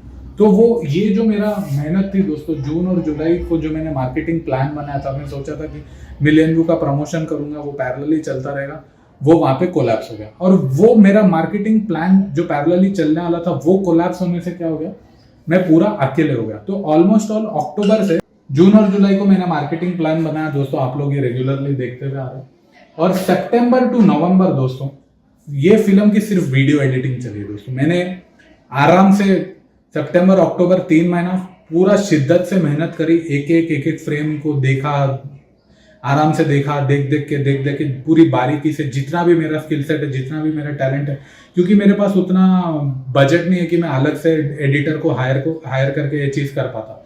तो एक बहुत इंपॉर्टेंट पॉइंट मैं आपको बोलूंगा दोस्तों, ये जो जर्नी है ना बिलियनर बनने की, यहाँ पर आपको मल्टीपल रोल्स करने पड़ेंगे। कभी आपको सेल्स मैनेजर बनना पड़ेगा, अब जैसे मेरे केस में था एडिटर बनना, मैं वीडियो एडिटर बन गया। तो आप अपने आप को भी एक्सप्लोर करो, बाहर पैसे देने से पहले खुद ट्राई करो कि आप ये काम कर सकते हो क्या। अगर आप नहीं कर सकते हो तो तब जाकर हायर करो, लेकिन कोशिश करो कि मेजॉरिटी ऑफ द काम आप खुद कर सको। क्योंकि आज हम ऐसे एरा में जी रहे हैं दोस्तों, जहां पे आप एक स्किल सेट पे सर्वाइव नहीं कर सकते हो, आपके पास मल्टीपल स्किल सेट होने चाहिए। क्योंकि अभी का जो जमाना है ना, हम लोग एआई के साथ कम्पीट कर रहे हैं दोस्तों। तो जब हम एआई के साथ कम्पीट कर रहे हैं ना, तो एज एन इंडिविजुअल आपको मल्टीपल स्किल सेट सीखने पड़ेंगे। तो मैंने यहाँ पे 3 महीने एडिटिंग करी दोस्तों, और फिर सितंबर से जो नवंबर था वहां पे सिर्फ वीडियो फिल्म की एडिटिंग हुई। और अगस्त में मेरे को एक बहुत बड़ा क्लाइंट प्रोजेक्ट आया था दोस्तों। तो मेरा वो जो पूरा जो महीना था वो क्लाइंट प्रोजेक्ट पे गया, क्योंकि मेरे को जर्नी के बीच में पैसे भी लाने थे। तो पैसे अगर आएंगे नहीं तो मैं ये फिल्म बनाऊंगा कैसे। तो क्लाइंट प्रोजेक्ट से मेरे को पैसे आ रहे थे, और ये जो मेरा पैसा है वो बिलियनर प्रोडक्ट बनाने के उसमें इन्वेस्ट करते जा रहा था। जैसे कि जो कल का जो एपिसोड है उसमें मैंने आपको क्लियर बताया कि बिलियनर बनने का टेम्पलेट कहाँ से और उसको फंडिंग कैसे लानी।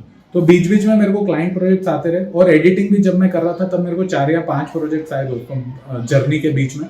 तो कभी 5 दिन प्रोजेक्ट रुक जाता था, मैं क्लाइंट प्रोजेक्ट करता था, फिर 10 दिन प्रोजेक्ट रुक जाता था, फिर मैं क्लाइंट प्रोजेक्ट करता था। तो ये पैरेलली चलते चलते सितंबर से और जो नवंबर का टाइम है वहां पर मैंने एडिटिंग की।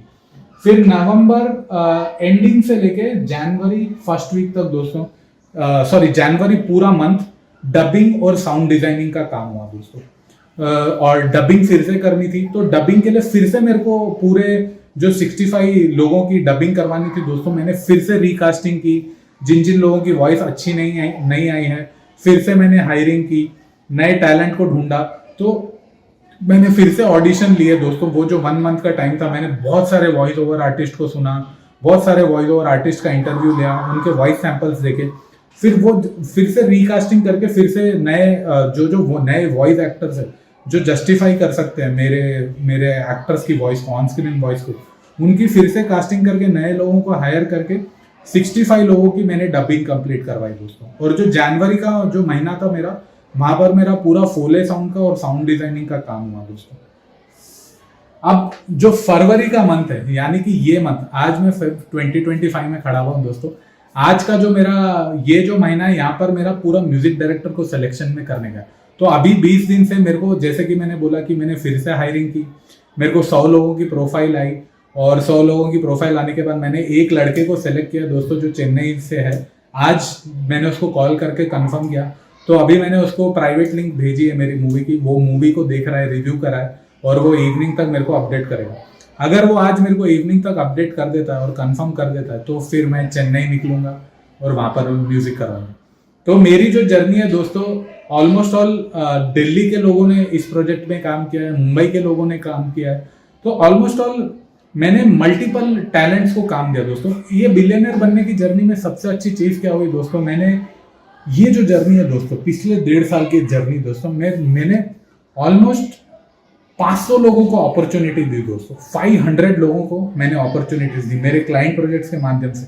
लास्ट ईयर मेरे को 15 प्रोजेक्ट्स हुए दोस्तों, 15 क्लाइंट प्रोजेक्ट्स हुए, जहां पे हर प्रोजेक्ट में मैंने लोगों को एम्प्लॉयमेंट अपॉर्चुनिटी दी।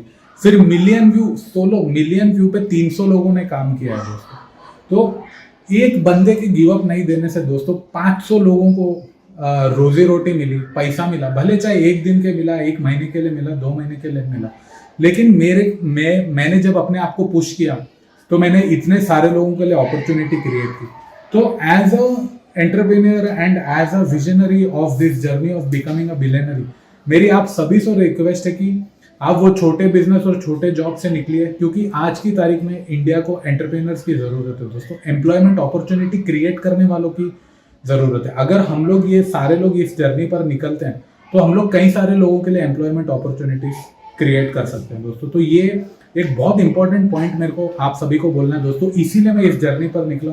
और ईमानदारी से जो भी मेरे को चैलेंजेस आ रहे हैं दोस्तों, वो आपके साथ मैं शेयर करते जा रहा हूँ। और सबसे इंपॉर्टेंट पॉइंट बोलूंगा दोस्तों, अगर शिद्दत से आप एक विजन पर लग जाओगे ना, तो आप देखोगे दोस्तों कि नेचर, अगर आपको भगवान को फील करना है ना, गॉड को फील करना है ना, तो इस जर्नी पर निकलना दोस्तों। गॉड आपके साथ कम्युनिकेट करेगा। अब आप लोग बोलोगे क्या अंशुल बेंचो चूतिया बना रहा है, ऐसा कुछ भी नहीं होता। तो मैंने नॉन स्टॉप मेहनत की है दोस्तों इस प्रोडक्ट को बनाने के लिए, इस प्रोडक्ट को बाहर निकालने के लिए, क्योंकि मेरा जो विजन है वो ये है कि अगर मैं बड़ा प्रोडक्ट बनाऊंगा तो मेरे को ज्यादा पैसा मिलेगा। तो ज्यादा पैसा कमाने के लिए मेरे को ज्यादा लोगों की समस्या को सॉल्व करना पड़ेगा। तो वही विजन है दोस्तों मैं, और वही विजन से मैंने ये वीडियो सीरीज स्टार्ट की है दोस्तों, ताकि आप लोग भी इस टेम्पलेट से बाहर निकलो और बिलियनर बनने की जर्नी पर।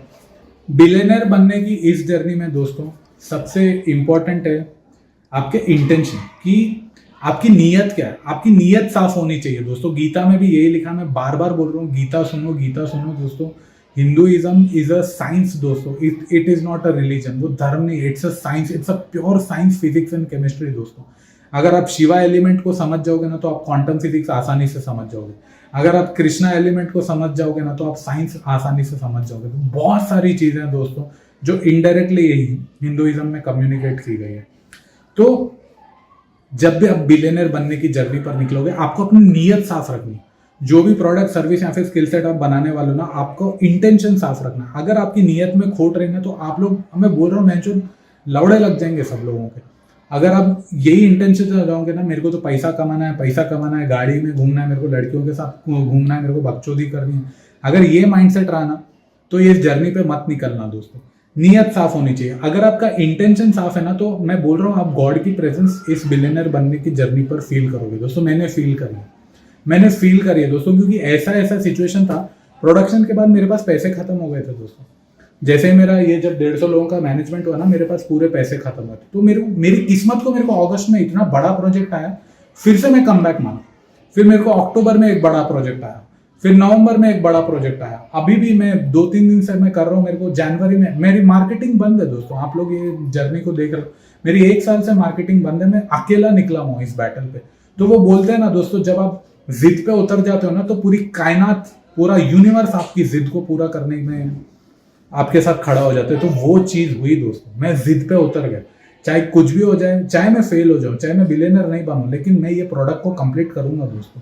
मैं ये फिल्म को रिलीज करूंगा और आप लोग बताना दोस्तों कि मेरी फिल्म कैसी बनी है, मेरा प्रोडक्ट कैसे बना। और जो पैसा दोगे ना वो मेरा जेन्यून अर्निंग होगा दोस्तों, क्योंकि मैंने जेन्यूनली फिर आपकी समस्या सॉल्व करी मेरे प्रोडक्ट के माध्यम से। तो वही बोलते हैं ना, किसी दिल को अगर वो ओम शांति ओम में डायलॉग है ना कि किसी दिल को अगर पूरे दिल से चाहो तो पूरी कायनात उसे तुम्हें मिलाने में जुड़ जाती है। तो ये सत्य है दोस्तों, ये मैंने फील किया दोस्तों। मेरी जो जर्नी है ना दोस्तों, ये 1.5 ईयर की, मैंने यहाँ पे फील किया कि यार मैं इतनी शिद्दत से लग गया इस जर्नी को अचीव करने में कि मैंने देखा कि यूनिवर्स कैसे खड़ा हो जाता है आपके साथ, उसकी जो प्रेजेंस है वो आपके साथ कैसे खड़ी हो जाती है और आपको कभी गिरने नहीं देती दोस्तों।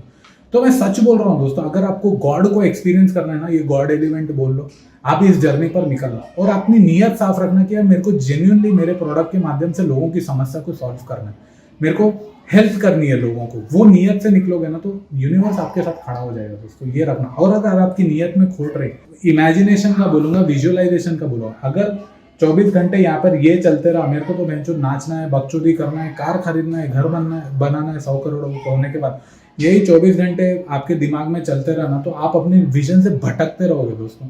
मेरे साथ भी बीच ऐसा नहीं कि मैं बेंचो यहाँ पे कोई बहुत बड़ा संत महात्मा हूँ, मेरे साथ बहुत बार हुआ दोस्तों। इसीलिए शायद मेरे भी बहुत सारे लूप होल्स थे, इसलिए ये जर्नी में इतना डिले हो रहा है। मेरे ब्रेक लिए, क्योंकि मैं भी टूट गया, मैं भी बिखर गया बेंचो में, यहाँ पे अकेले गांड मरा रहा हूँ, अकेले काम कर रहा हूँ, घर परिवार से दूर रह के, माँ बाप से भी नहीं मिल रहा हूँ, ना दोस्तों से मिला हूँ। मैं पिछले 1 साल से मेरे दोस्तों से भी नहीं मिला हूँ, मैं बस लगा हुआ हूँ, चूते के जैसा लगा हुआ हूँ, काम करते जा रहा हूँ। तो मेरे भी बहुत सारे लूप होल्स है दोस्तों, मेरे भी बहुत सारे गड़बड़ चीज़ें, अब जो पर्सनल चीज़ें हुए आप लोग समझ जाओ, मैं बोल नहीं सकता। तो बहुत सारी गड़बड़ हुई, बहुत सारी लूप होल्स हुए, बहुत सारी लर्निंग हुई, लेकिन एक चीज़ जो मैं जिद पे अड़ गया कि मैं ये प्रोडक्ट को कंप्लीट करूँगा दोस्तों। भले मैं बिलियनर बना या ना बना, दैट इज सेकेंडरी, बट जो असली जो बैटल है ना बिलियनर बनने की, वो यहाँ जीती जाती है।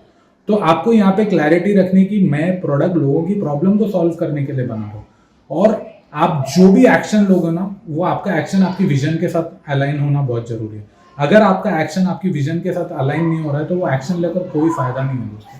तो 24 घंटे आपकी जो थर्ड आई बोलते हैं ना, यहाँ पे एक ही चीज चलनी चाहिए कि मेरे प्रोडक्ट के माध्यम से मेरे को लाखों करोड़ों लोगों की लाइफ में बदलाव लाना है। ये मत सोचना कि दोस्तों कि आपके साथ होगा। अब आप जैसे लो फील करोगे ना, आप बोलोगे भैंचो ठीक है ये साल मैं लो फील कर रहा हूँ, लेकिन अगले साल मेरे हाथ में 100 करोड़ आ जाएंगे, मैं यहाँ घूम रहा हूँ, मैं वहाँ घूम रहा हूँ, मैं ये कर रहा हूँ, मैं वो कर रहा हूँ, वो सारे थॉट प्रोसेस आएंगे और आप खो जाओगे। तो जो गीता में लिखा हुआ है दोस्तों, गीता में ये लिखा है कि फल की चिंता मत करो। अब उसके पीछे की साइंस क्या है दोस्तों, कि जो आपके हाथ में जो प्रेजेंट का काम है ना, जो प्रेजेंट की प्रॉब्लम है ना, पूरी एनर्जी उसमें डालो। हम लोग उसका गलत इंटरप्रिटेशन लेते हैं कि यार हम लोग फल के बारे में सोच रहे हैं, क्योंकि क्या होता है ना, हमने फिर अपने आप को प्रेजेंट सिचुएशन से हटा के फ्यूचर में ट्रांसफर कर दिया, और हम लोग वो होगा नहीं होगा वो अपने हाथ में नहीं है, लेकिन अपने हाथ में क्या है, जो आज की जो प्रॉब्लम है ना उसको सॉल्व करना। तो उसकी टेंशन मत लो, चाहे सक्सेस होगा फेलियर होगा वो अपने हाथ में नहीं है। आज की जो प्रॉब्लम है उसको सॉल्व करते जाओ, उसको सॉल्व करते जाओ। आज मेरे हाथ में क्या प्रॉब्लम है, मेरे को अभी और पैसा लाना है म्यूजिक के लिए, तो मेरे को अभी मार्केटिंग करनी है, क्लाइंट प्रोजेक्ट्स करनी है। अभी जो मेरा कल का जो पूरा दिन था, मैं नए क्लाइंट्स के पीछे भाग रहा हूँ, मेरे को काम दे दो। तो क्लाइंट प्रोजेक्ट्स और जो बिलियनर बनने की जो फंडिंग है वो उसको मेरे को पैरेलली चलाना है दोस्तों। तो मैं हर जगह यही कर रहा हूँ दोस्तों, मैं मार्केटिंग कर रहा हूँ। अभी लास्ट 1 मंथ से जो भी मेरे क्लाइंटल है, वहाँ पे जो भी मैंने अवार्ड जीता, मैंने सबको भेजा, मेरे को ये मिला। तो अब उसकी वजह से मेरे को 3-4 प्रोजेक्ट और आए हैं, तो वो क्लाइंट प्रोजेक्ट्स और करूँगा, फिर वहाँ से जो भी पैसा आएगा उससे मैं मिलियन भी बनाऊंगा। तो सबसे इंपॉर्टेंट है दोस्तों, क्योंकि आप बड़ा पैसा इन्वेस्ट करने वाले हो। जैसे मेरा अभी 30 से 40 लाख रुपया लग गया, तो आप एक रुपया इन्वेस्ट करने से पहले अपने आप से पूछना, क्या आप ये अपने मतलब के लिए इन्वेस्ट कर रहे हो, या फिर पैसे कमा के बकचोदी करना चाहते हो लाइफ में, उसके लिए इन्वेस्ट कर रहे हो, या फिर जेन्युइनली आप चाहते हो कि भाई मेरे प्रोडक्ट के माध्यम से लोगों की लाइफ में डिफरेंस है। ये सवाल हमेशा आपके सामने आके खड़ा होगा दोस्तों। अभी जैसे आपने जर्नी के बीच में देखा था कि मैंने 1-1.5 लाख डाल के 2 लैपटॉप खरीदे थे एडिटिंग के लिए, तो मेरे लिए वो बहुत बड़ा डिसीजन था कि यार मैं 1 लाख रुपए का 2 लैपटॉप खरीदने वाला हूँ। तो मैं वो पैसा क्यों डाल रहा हूँ? तो मैं ये पैसा इसलिए डाल रहा हूँ क्योंकि मैं एक प्रोडक्ट बना रहा हूँ जिससे मैं इम्पैक्ट लाना चाहता हूँ लोगों की लाइफ में। तो आप लोगों की लाइफ में भी, आप लोगों की जर्नी में भी, इस बिलियनर बनने की जर्नी में जब आप प्रोडक्ट, सर्विस, स्किल सेट जो भी बनाओगे, जिसके माध्यम से आप 100 करोड़ रुपए कमाओगे, तो वहां पर आपका इंटेंशन साफ होना चाहिए दोस्तों। अगर आपकी नीयत में खोट है ना, तो नेचर आपके अगेंस्ट काम करेगा दोस्तों, और फिर आप डिप्रेशन में चले जाओगे। फिर मेरे को नहीं बोलना कि भैंचोद अंशुल ने तो यूट्यूब चैनल बना दिया, वो इंस्पायर कर रहा है सबको 100 करोड़ कमाओ, और यहाँ तो हमारे लौड़े लगे हुए। तो ये चीज कभी भी होनी नहीं चाहिए दोस्तों। अपनी नीयत साफ रखो, क्योंकि कल को आप फेल भी हो गए ना, तो आप अपने आप को आईने में देख सकोगे कि यार मैंने सही डिसीजन लिया, मैंने अच्छे काम के लिए मेरा पैसा इन्वेस्ट किया। आप लोगों को एक विजन बोर्ड बनाना है दोस्तों की स्टेप। अभी जैसे मेरा विजन बोर्ड ये है कि स्टेप 1 था मेरा स्क्रिप्टिंग का काम होगा, स्टेप 2 था कास्टिंग का काम होगा, स्टेप 3 था पोस्ट प्रोडक्शन होगा, अभी म्यूजिक चल रहा है, फिर स्टेप होगा मेरा रिलीज, और फिर मार्केटिंग प्लान। तो इसका एक विजन बोर्ड बनाना है और अपने आप को डेली देखना है कि आप कौन से स्टेप पे हो। तो स्टेप बाय स्टेप चढ़ते जाना है। ऐसा नहीं कि आप नीचे गिरो, daily step by step, daily सुबह उठते आपको अपने विजन बोर्ड को देखना है दोस्तों। या फिर विजन बोर्ड नहीं बना सकते हो तो यहाँ पर दिमाग में डाल लो कि ठीक है, आज मैं ये स्टेप पे हूँ, कल मैं वो स्टेप पे रहूंगा, परसों मैं वो स्टेप पे रहूंगा। तो ऐसे स्टेप बाय स्टेप आपको कदम लेते जाना है। मेरा टाइमलाइन क्या था, मेरे साथ हुआ क्या, मैंने किया क्या, ये 1.5 ईयर की जो जर्नी है दोस्तों। और आज मैं वो पोजीशन पे खड़ा हुआ हूँ दोस्तों जहाँ पे मिलियन व्यू म्यूजिक के लिए जाने वाली है। और मेरे को ऐसा लग रहा है कि 1 महीना मेरे को और लगेगा बैकग्राउंड म्यूजिक करने में और DI करने में। और जैसे ही वो कंप्लीट हो जाएगी, फिर मैं इसको बेचने जाऊंगा। अभी मेरे सामने सबसे बड़ा प्रश्न ये है कि मैं बेचूंगा कैसे। तो मेरी जो एनर्जी है, मेरा जो थॉट प्रोसेस है, मैं उस पर इन्वेस्ट नहीं कर रहा हूँ, क्योंकि वो गलती मैंने जुलाई में की थी दोस्तों, जहाँ पे मैं मार्केटिंग प्लान बनाने चले गया। तो मैंने क्या किया, 4 स्टेप अहेड चले गया, मैं 5 महीने आगे चले गया और मैं मार्केटिंग के बारे में सोचने लगा, जबकि मेरा प्रोडक्ट बनकर तैयार ही नहीं हुआ। तो वो मेरी सबसे बड़ी गलती थी। तो मैं मेरे फेलियर भी आप लोगों के साथ ईमानदारी से शेयर करना चाहता हूँ। पहले जो भी एनर्जी है, क्योंकि आप लोग भी अकेले काम करोगे इस जर्नी में, या फिर आपके पास टीम होगा तो आपके लिए बहुत अच्छा है, लेकिन अगर आपको भरोसे लोग वाले नहीं मिले तो आप अकेले जाओगे। तो ये ध्यान रखना कि स्टेप बाय स्टेप प्रॉब्लम को सॉल्व करते हुए जाना। तो अभी मेरे सामने सबसे बड़ा चैलेंज है कि मैं इस प्रोडक्ट को बेचूंगा कैसे, कौन से प्लेटफॉर्म पे निकालूंगा, या फिर सेल्फ रिलीज करूंगा, या फिर डिस्ट्रीब्यूटर के माध्यम से रिलीज करूंगा। मेरे को ये देखना है कि मेरा टारगेट ऑडियंस कहाँ है। तो मेरे को, जैसे कि आप लोगों ने देखा था कि मार्केटिंग प्लान पे मेरे को एटलीस्ट 10 से 15 करोड़ लोगों को कम्युनिकेट करना पड़ेगा कि मेरी फिल्म रिलीज होने वाली है। तो वहाँ से वो प्रोबेबिलिटी का जो रूल है वो इम्प्लीमेंट होकर फिर मेरे को पता चलेगा कि कितनी मेरे प्रोडक्ट की सेल होने वाली है। तो मैं अभी क्या कर रहा हूँ, मैं स्टेप बाय स्टेप जो करंट की प्रॉब्लम है, मैं जंप नहीं कर रहा हूँ, मैं फ्यूचर में जंप नहीं कर रहा हूँ। जो मेरी आज की प्रॉब्लम है, जो गीता में लिखा है कि तुम अपने जो तुम्हारा जो काम है ना, पूरी एनर्जी उसमें डालो। तुम बिग पिक्चर की विजन देखो, लेकिन वो बिग पिक्चर को सॉल्व करने से पहले उसके जो स्टेप्स है, वो स्टेप्स पे क्या क्या काम करना है, वो स्टेप्स पे पूरी एनर्जी डालो। तो मैंने अभी का जो मेरा जो महीना था, मैंने पूरी एनर्जी डाली। भाई मेरे को एक अच्छा म्यूजिक डायरेक्टर चाहिए, एक्सपीरियंस म्यूजिक डायरेक्टर चाहिए, जो एक बिग पिक्चर और सिनेमा बना सके। क्योंकि मैं ड्रीम देख रहा हूँ कि इसको मैं ऑल इंडिया थिएट्रिकल रिलीज करूँ, इसकी पूरी दुनिया में इसकी वर्ल्ड वाइड रिलीज हो। तो मैं अभी वो बिग पिक्चर विजन पर काम कर रहा हूँ दोस्तों। तो मेरे को एक अच्छा एक्सपीरियंस म्यूजिक डायरेक्टर चाहिए था। तो जो मेरे को मद्रास का जो म्यूजिक डायरेक्टर मिला है दोस्तों, वो लड़के ने जेलर मूवी में काम किया है, वो अनिरुद्ध समीर के साथ काम करता था। तो बहुत अच्छा एक म्यूजिक प्रोग्रामर मिला है दोस्तों, जो भूखा है, जो हंग्री है। तो ये एक मेरे को बहुत अच्छी चीज़ लगी दोस्तों। और मेरे को सबसे अच्छी चीज़, जब मैं चेन्नई के म्यूजिक डायरेक्टर से बात कर रहा था दोस्तों, मेरे को उनका इंटेलेक्चुअल बहुत अच्छा लगा। They are very talented and they are very much hungry to grow and perform दोस्तों। तो वो मेरे को एक बहुत अच्छी एक बात लगी दोस्तों। तो अभी मेरी जो पूरी एनर्जी है वो मेरे क्लाइंट प्रोजेक्ट्स पर मैं डालूंगा अभी, और पैरेलली म्यूजिक का काम कंप्लीट करूंगा। तो मैं आज की तारीख में यहाँ पर अटका हूँ। और फिर ये एपिसोड खत्म करने से पहले दोस्तों, क्या ये मेरा प्रोडक्ट मेरे को 100 करोड़ रुपए कमा कर देगा? क्या मैं इस जर्नी पर सही रास्ते पर निकलूंगा? जो मैंने इतनी बड़ी मेहनत की, इतनी बड़ी मेहनत करी और इतनी बड़ी विजन देखी कि मेरे को पूरी कंट्री में बच्चा बिलियनर चाहिए, क्या वो चीज़ अचीव होगी? तो जानने के लिए आप जुड़े रहिए दोस्तों। अगले एपिसोड में बताता हूँ कि अब नेक्स्ट अपडेट्स क्या होने वाले।